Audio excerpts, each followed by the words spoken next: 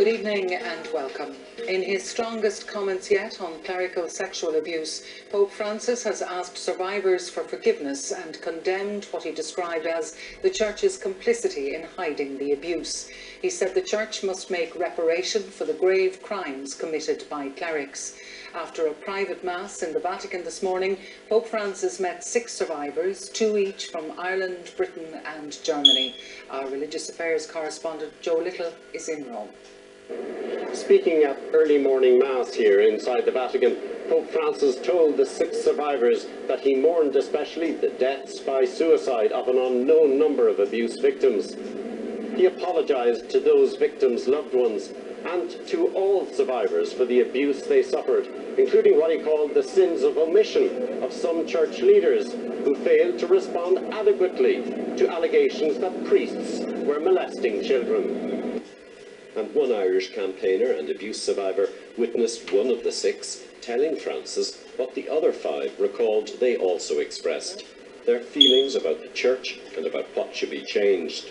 I saw for myself that he really did listen. He really did think before he responded. He wasn't coming out with just glib answers. His responses were very relevant to what had been said to him and very strong. This evening, Mary Collins was taking time out from a child protection conference in Rome's Irish College, organised by leaders of the English-speaking Catholic churches. I think what Pope Francis has shown today is that survivors of sexual abuse are more part of the Church than anyone else. They are special people within the Church with a powerful and prophetic message for all of us.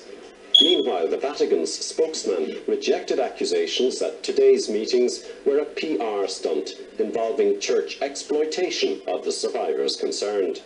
If you see the person that came out of this meeting with the Pope, you understand it was not a public relation event, but is a very profound spiritual encounter and dialogue with a pastor, a father, a person that loves, tries to understand deeply. And Pope Francis prayed for the Church to have what he called the grace to make amends to survivors and the wisdom to ensure that better policies and procedures are developed and implemented worldwide for the protection of minors.